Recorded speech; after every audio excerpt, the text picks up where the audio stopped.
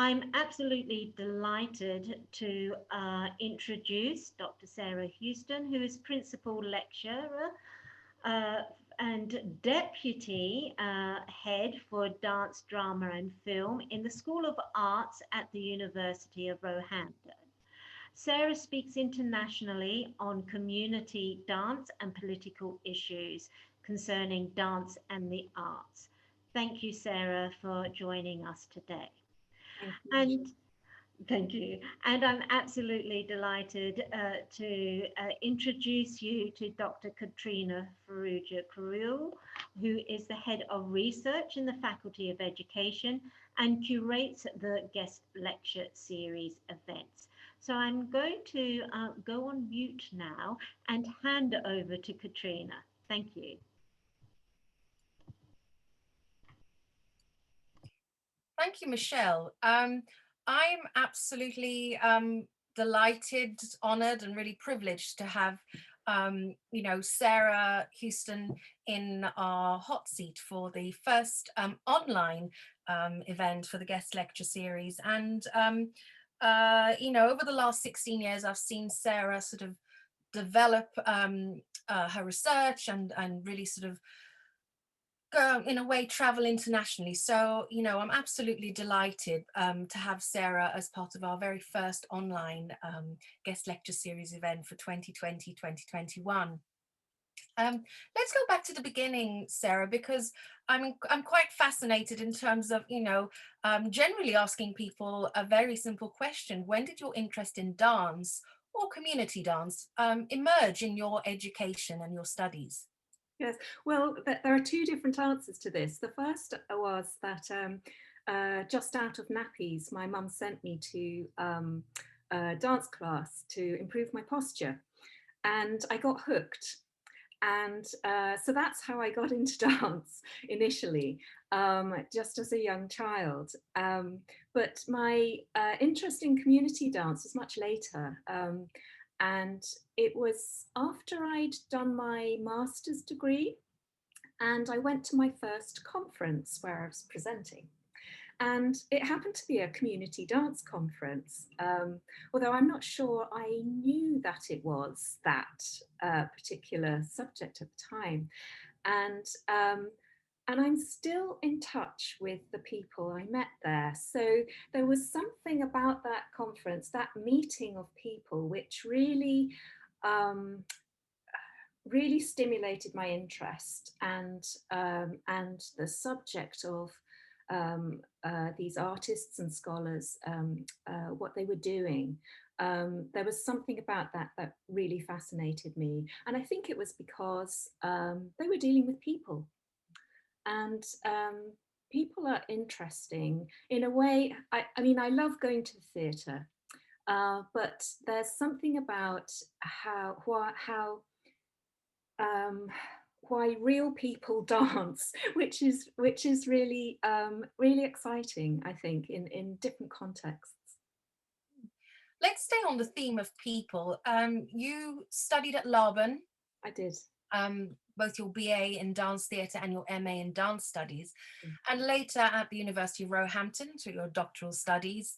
And as part of that sort of rite of passage through higher education, you worked with some wonderful colleagues who sadly have departed this world. So people like Val Rimmer, Dr. Gianandrea Poesio, and Professor Andre Grau.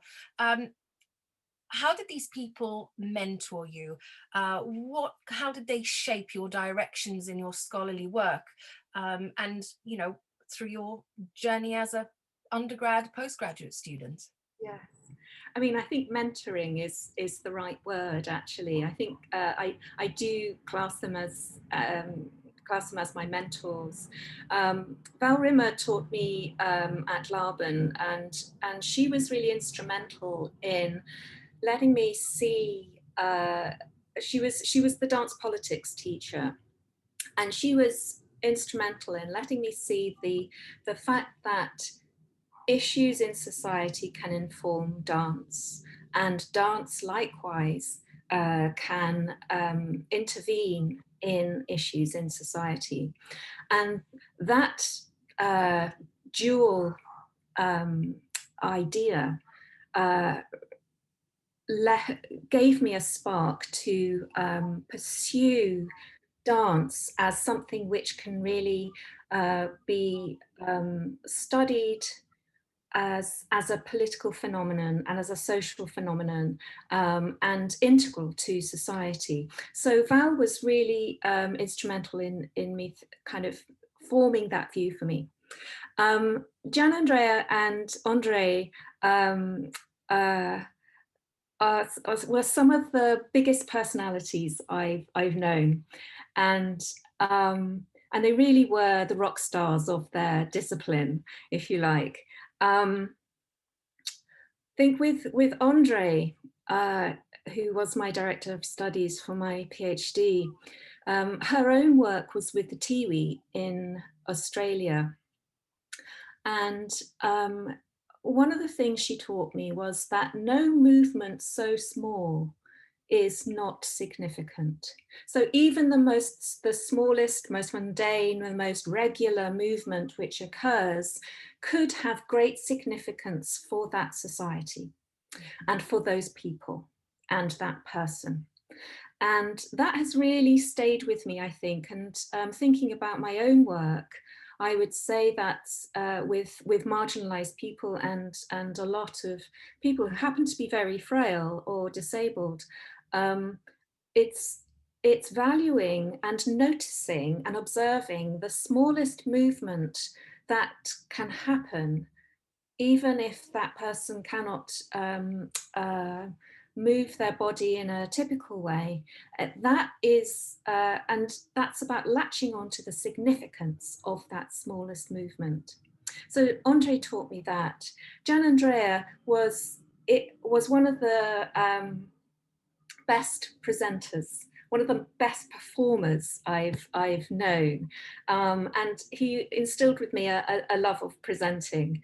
So I've gone on to present my work in many different fora, and I think Gian Andrea kind of he's left that legacy, as well as the rigor of research as well. He really made sure that I dug deep into the work. I remember, and he was quite a stickler for time. And I remember the very first conference that I went to in 2008, where I presented in 2008, he said to me, they'll switch the microphone off once you get to that 20 minutes, which of course they very rarely, doesn't really happen, but it just, he really was that sort of, performance, and of course, all of the other wonderful people you've mentioned, Val and Andre, just how significant they were to a generation of people. And of course, we met back at the University of Surrey, 2004. And I sat in on your class as the sort of teaching assistant, graduate teaching assistant at the University of Surrey in the dance department, and listened to a variety of lectures, including yours. And it was fascinating because the topic was so out of my comfort zone that I thought, oh my word, this is really mind-blowing that somebody is going, to work with prison inmates, and what could they, both parties, the researcher and also participants, gain out of this project. So I remember listening to the project and being quite fascinating. And as I said to you many a times, this has stayed with me for a number of years, that I'm still talking about it 16 years later. In 2003-04, you engaged in research projects with marginalized people. Indeed, that became sort of, the Dancing Inside project for HMP Dovegate, Motion House Dance Theatre, and the Surrey Forensic Psychology Unit. How did this project come about? What drew you to this project? And what were the key drivers in shaping this sort of engagement with dance and marginalized people? Well, the short answer is that I was asked to do this project. Professor Janet Lansdale saw that I needed a postdoctoral project, and the forensic science unit at Surrey needed a dance specialist. So I became that. But that's not why the project became so key and drove me to kind of envisage this this research as something which was really quite important.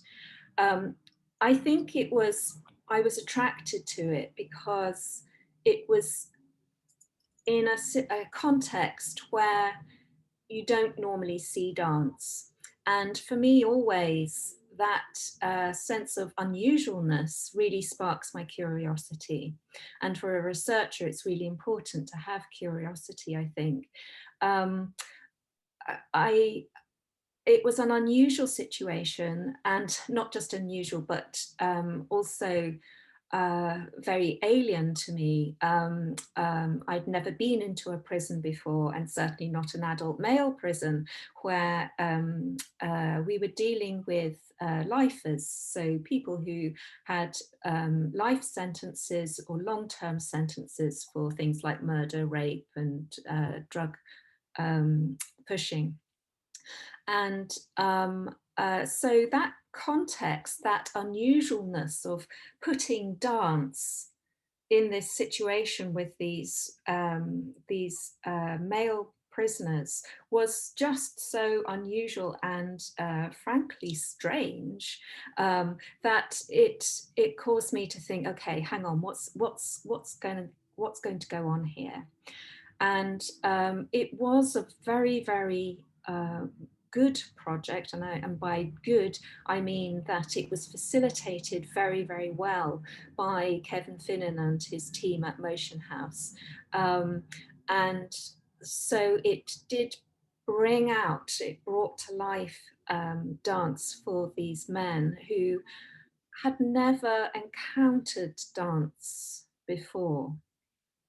And it was very interesting to see that growth, that development of interest in the men, from the first early days. I mean, I was in there for in and out for 2 years.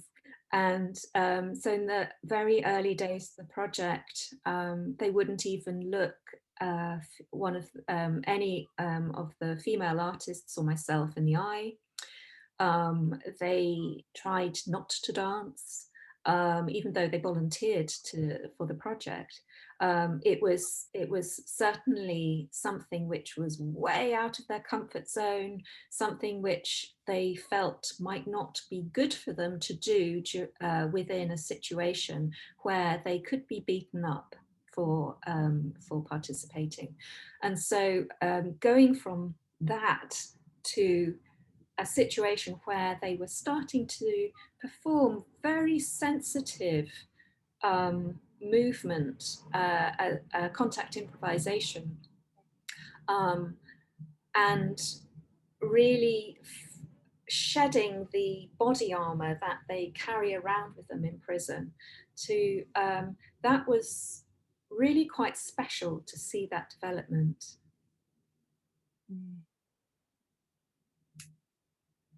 Could you expand a little bit on the role of the movement vocabulary, the contact improvisation, and the sort of legacy on how they sort of, change their perceptions? Yeah, so contact improvisation requires people to touch. It requires a sensitivity as to what the other person is intending to do. And it also requires an openness to let that other person fall into you, or to trust that the other person will catch you. And this is this form of, or this practice of dance doesn't seem to be compatible really with with how people behave in prison, which is to protect themselves from even attempting to fall into each other's arms, if you like, to beef themselves up on their own and to isolate themselves. So actually the movement form, the movement practice was incredibly difficult, I think, but it was facilitated so well by Kevin Finnan that he managed to gain the trust of the inmates. And he did this in various ways by going quickly, doing a lot of really physical tasks, which they were capable of doing because they all went to the gym a lot. And so very slowly you got to the situation where it wasn't just, oh yeah, I'm doing kind of macho movement and I'm kind of participating in that way, but actually I'm going to open myself up to another person. And that opening oneself up allowed them to think differently about movement and its association with violence, for example, which they were all very familiar with. So this opening up allowed them to soften, to see that touch didn't necessarily have to be connected with violence. I could listen to and ask you so many more questions, but I'm also sort of mindful of the other areas that I want to ask you about. So English National Ballet Dance for Parkinson's project, 2010 to 2015. It was awarded BUPA's Vitality for Life Award in 2011. And this project became central to your research, many conference papers, guest lectures, TV interviews. How did the ENB connection come about? And of course, beyond the importance of what now became sort of your book, which we will talk about in a short while, what is the lasting legacy of this project?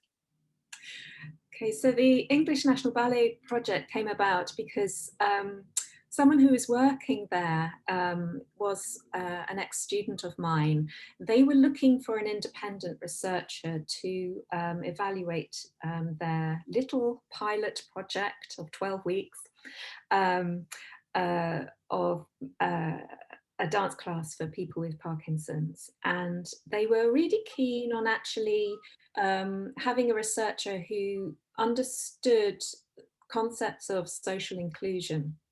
And so I was asked whether I'd be interested, and actually I was in between research projects. I'd just moved jobs, and it was perfect timing for me.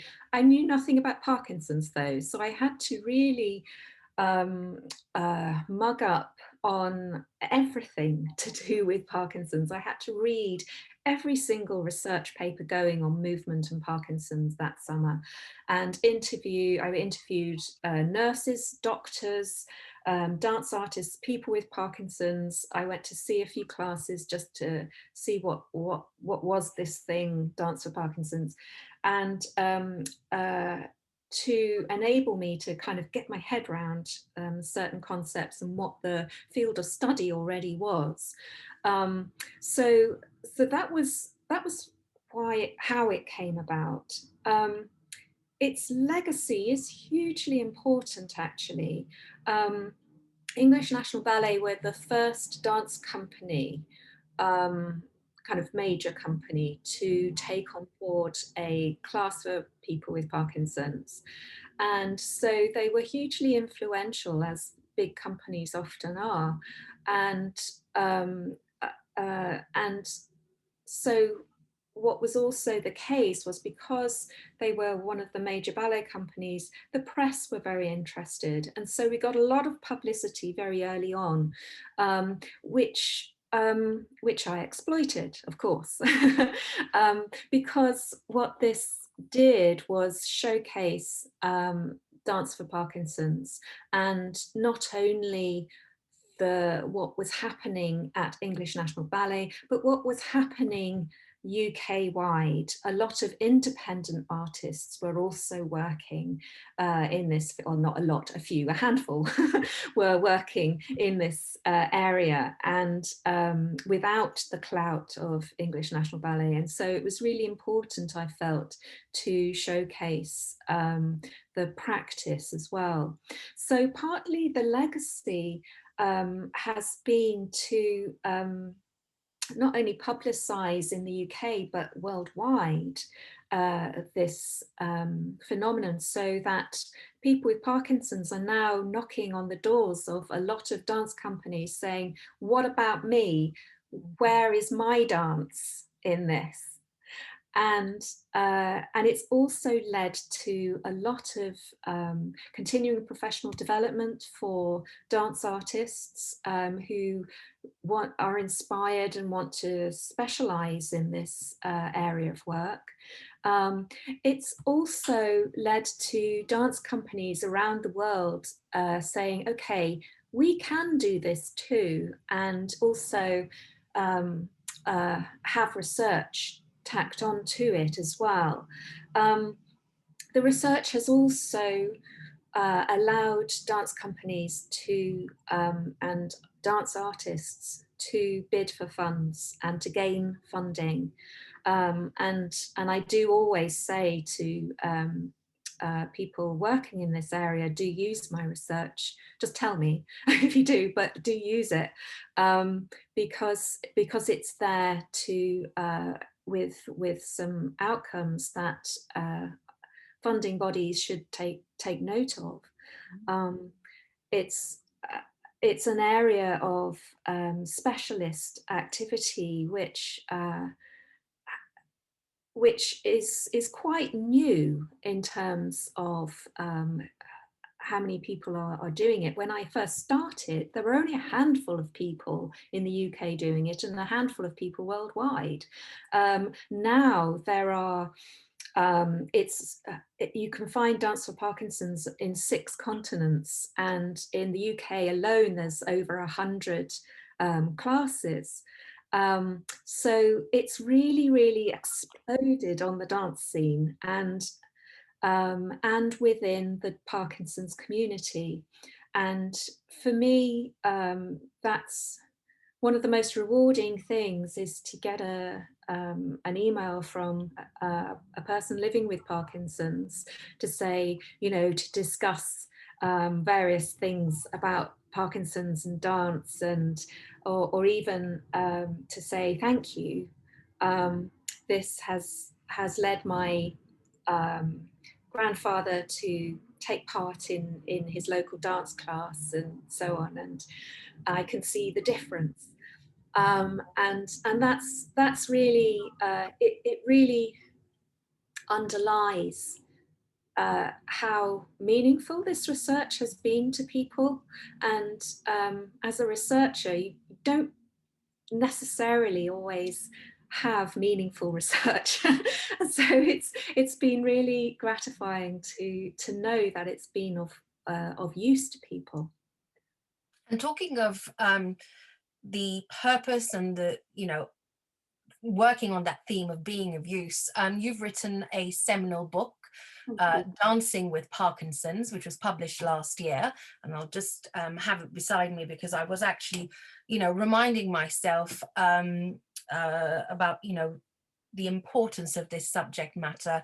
And in your introduction, you state that this book is for academics, undergraduate, postgraduate with an interest in dance, Parkinson's, the arts and health, medical humanities, arts, therapy, and applied theatre. Can you expand on how this book brings together 15 years of research, and more importantly, what sustains your interest in dance for Parkinson's, both nationally and of course globally, across the United States, Italy, and even more recently Malta? Yes. Okay, so yes, it is an academic book, but I did also hope that people who aren't academic can also read it too. So I tried to span that very tricky balance when I was writing. So I hope at least half of it's accessible to the lay reader, or those indeed who are extremely expert, those living with Parkinson's themselves.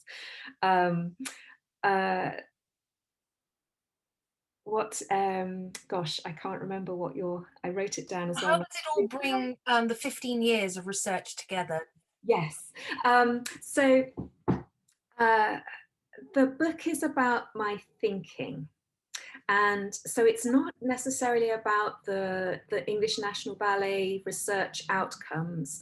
It's much more than that. And it's about how I see dance in this. What role does dance itself play in people's experience?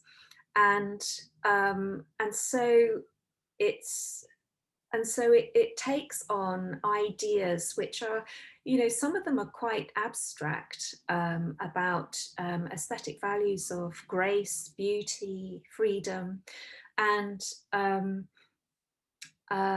these concepts are gathered from the people themselves, from the participants themselves, and which has really kind of formed my thinking. And I should say that a research project is never a solo endeavour. So my research, I had a team of researchers at English National Ballet, but also I had numerous conversations with dance artists and people with Parkinson's, which really influenced how I was thinking about this. But how do I and I think that's partly how I sustain my interest in this field about 10 years later. I just find it one of the most fascinating areas of study, and I think it's because it comes from a lot of different angles. You've got the Parkinson's angle, you've got the dance angle, you have people in front of you who are showing you their poetry. We are dancing together. We've got the artistic angle, the creative angle, and so there's a lot to feed on. Which has been interesting, and also the global context. It's been really a great privilege and a pleasure to develop relationships with dance artists and companies and people with Parkinson's around the world who have very different contexts and or different ideas on how to kind of create dance, and that's really fed me, and it's led to a lot of other other kind of projects which are not necessarily Parkinson's related, but kind of have the ideas that were first formed in the Parkinson's research. And this idea of, you've got a model of practice, and as you said, and certainly say in your book, the earliest parts actually stem from Dance for PD, the Brooklyn project based at the Mark Morris Dance Center in Brooklyn. Is there a cultural homogeneity, sort of similarity, overlaps, or maybe even cultural, not discord, even cultural difference between all of these global projects, because so many companies have taken on dance for Parkinson's participants with across the world? So is there a cultural sameness across the practices, or is there a cultural difference between them? When writing the book, I really did want to try to find different cultural contexts for Dance for Parkinson's. There are some local differences. So, for example, the class in Pune in India, they cook together, they celebrate the long Hindu festivals together, and the dance form that they practice is Kathak. A lot of the classes in mainland Europe use improvisation as a tool to create work together. And I guess a lot of the work in the UK to begin with, and also in at Dance for PD to begin with anyway, was based around a dance form and based around a choreographer's practice. So there are different ways of different approaches, but there are a lot of similarities, and I think this is because Dance for PD who really are the global leaders, if you like, in Dance for Parkinson's work. They have trained a lot of artists all over the world, and they've been able to do this because Mark Morris Dance Group does a lot of tours around the world, and they always bring a Parkinson's workshop to wherever they go. And so now there are, it's particularly down to Dance for PD that there's so much all over the world. And they have a particular way of working. So even though they do actually encourage you to use your own dance forms, your own understanding and cultural kind of emphasis, I think a lot of things are taken from the original Dance for PD workshops. So yes, so there is a commonality. Oh, and it all works. So and every class I've been to, the participants are adamant that this is something that is really special, that it helps with their kind of limit their symptoms, and that it's something that is really significant in their lives. And that goes for if they're dancing tango, if they're doing salsa, if they're doing contemporary dance, ballet, Kathak, tap, musical theatre, if they're doing improvisation or a taught more didactic style of class. It all works. So let's continue to sort of tap into the book a little bit more. The idea of grace flows through your book. Certainly it's a synopsis, I would say, of the last 2 decades of your life in research, as well as the lives of those who participated in the research. Can you expand on why you chose grace as one of your elements in the book, or one of those threads in the book, and how the idea of embodiment became central to your book, or narrating the stories or moments in performance that you observed? Grace chose me. It was, I didn't start out at all to write a book about old-fashioned aesthetic concepts of beauty and grace and freedom. That was not my intention. However, what happened was that these themes kept coming up in the interviews and in diaries and discussion groups. And so I could not ignore it. I couldn't just dismiss it just because these were kind of traditional old ideas. And I couldn't ignore it because they were obviously significant to the people who were there. And then as I began to think more about these themes, I realized how crucial they were, not just to describe dance, but to how people lived their lives, how people approached the dancing and their experience of dancing. And it was through these concepts such as grace. And in the book, I devote probably the longest chapter to some ideas that are you know, historically they're in the literature in art history and philosophy of art concerning grace, but I've had to reconfigure them for a community dancer, and a dancer who is traditionally not seen as graceful. And yet, one of the most important things that people were telling me was that they felt graceful when they were dancing.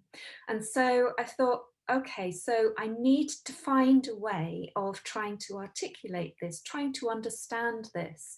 So I came up with three kind of concepts of grace, one of which are in the literature, but I had to kind of think differently about them. One, physical flow, the second one, dignity, and the third one, the idea of gift.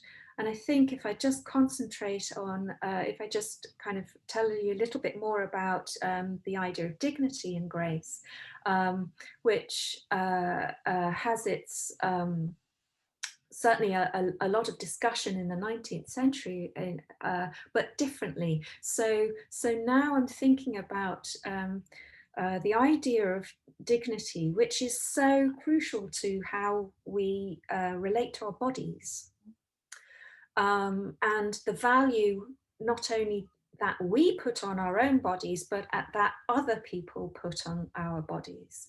And if you think of the everyday context of Parkinson's, where people are not valued for what they can do with their bodies, and they are a lot of the times embarrassed or feeling undignified with the symptoms that occur, that when they come to a place where they are not judged and they feel capable and feel that they are valued for their own contribution, even though that contribution might be very small, that becomes hugely significant for people.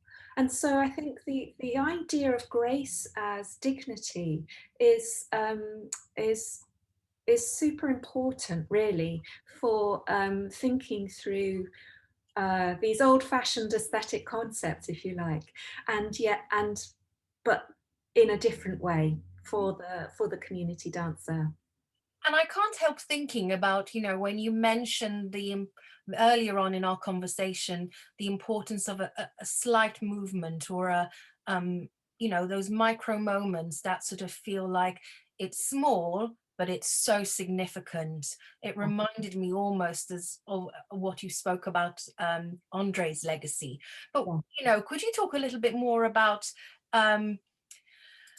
those moments that you saw in the room? Because of course the book is full of these wonderful moments of your recollections. Could you share with us maybe one moment that really sort of stayed with you for such a long time? Oh, wow. Okay. Oh gosh, there's so many. And yes, if you read the book, you'll find that there's lots of different kind of vignettes of some of the observations that I saw during the class. There's one. It's not necessarily about small movement, but there was one day in one of the English National Ballet classes in Oxford, and it was the last task of the class, and everyone stood in a circle. And usually this is the time of the reverence, if you like, where you pass a kind of thank you to your neighbour, and you go all the way around the circle, and then you bow together. And this is very common to nearly all of the Dance for Parkinson's classes around the world. And this time the instruction was, you're passing a parcel, you're passing a present round to your neighbour. And so for the first few people, you know, kindly shook each other's hands and inclined their heads. And as we went round the circle, the movement got bigger and more outrageous. So someone dropped the present, someone blew it over to someone else because it got lighter.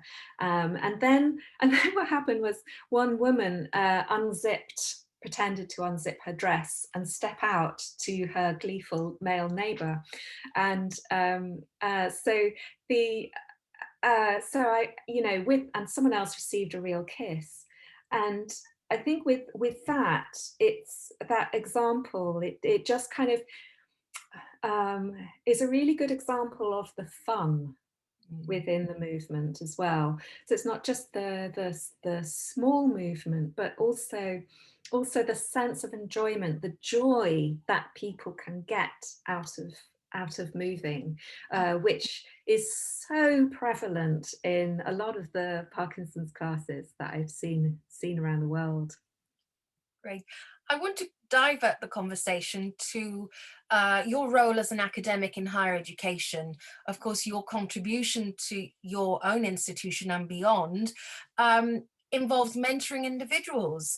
And certainly, I just want you to talk a little bit about the idea of what draws you to mentoring both research students, but also looking at supporting individuals who maybe are starting up their organizations. I'm just noting Step Up for Parkinson's that recently was launched in the last few years in Malta. Yes, I love mentoring. I think and that's the teacher in me, I think, but I think there's something really special to go on a journey with somebody and see their ideas develop and share that kind of sense of curiosity and discovery throughout the time. I think that's a huge privilege to do that. And it's also really exciting as well, I find. And you know, and I learn so much from doing that as well. It's certainly not a one-way street there. And I mean, there was one project I remember with the University of Freiburg, and I was collaborating with a longtime collaborator of mine, Monica Gillette, and we were speaking very early on, thinking, how on earth are we going to get the medical profession to take notice of dance? Because we weren't having much success with it, and we realized that what we needed to do was get young medical students involved in dance and get them early on. And so this project with the University of Freiburg, which also included a lot of universities around Germany and also Israel, that we brought these junior scientists, postdocs and doctoral students to talk about movement and Parkinson's. And they had to dance. They had to dance each week, and they had to join in. And then they had the chance to do a project which wasn't necessarily in their specialist area, but it had to be something to do with movement and Parkinson's. And that was hugely influential, I think. I mean, a lot of them are now in kind of starting their academic careers or their medical careers, and yet they've still got this interest in dance, which is really good to see, because it bodes well for the future of dance and Parkinson's. I'm digressing now, but that was one of the examples of mentoring, which kind of has had a kind of a goal, if you like, which actually worked. In terms of startups and yes, I mean, for example, the Step Up for Parkinson's in Malta, which I followed for a number of years, and went over there and spoke to the president about my research. I find it really it's really good to be involved in artistic projects where the leaders of that project have such huge commitment to this area of work. It's not easy. It's not easy work at all. And so anything that I can do to help facilitate the startup of these organizations and these development of these organizations, I'm really happy to do, because I get a lot out of it as well. You know, I get some really interesting conversations. I get to meet more classes and more people in that way. So that collaboration, that sense of uh, thinking, you know, sharing thoughts and dancing is really special. Mm. And it feels like we've almost come full circle to where we first started when we talked about your mentors during your own early days as a student, both undergraduate and postgraduate. And those three wonderful mentors, Val, Jan, Andrea, and Andre, in a way sort of, you know, paved the way maybe, or sort of, you know, shared that gift with you early on.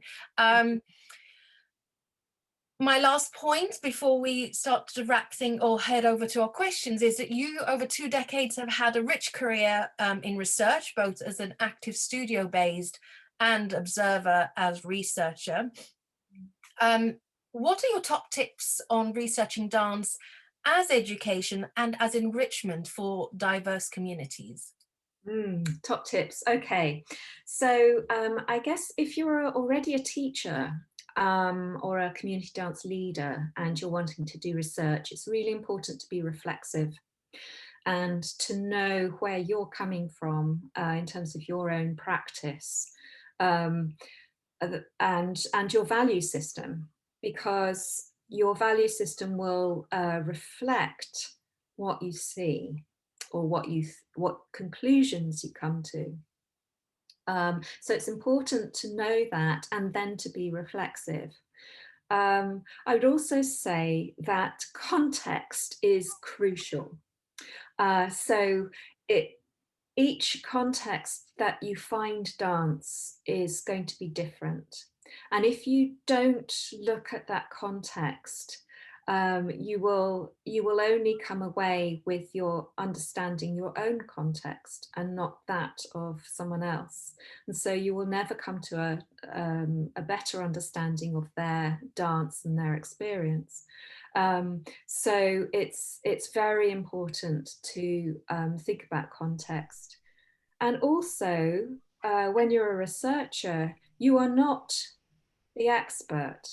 The people you're researching are the experts. And so you have to learn from them. And so I think that was a really important point that the Parkinson's Project really instilled in me, that my participants knew and do know so much more than I do about Parkinson's. They are the experts there. Thank you, Sarah. Thank you for that. This wonderful conversation and all of the sort of little nuggets of gold that you've kind of shared with us.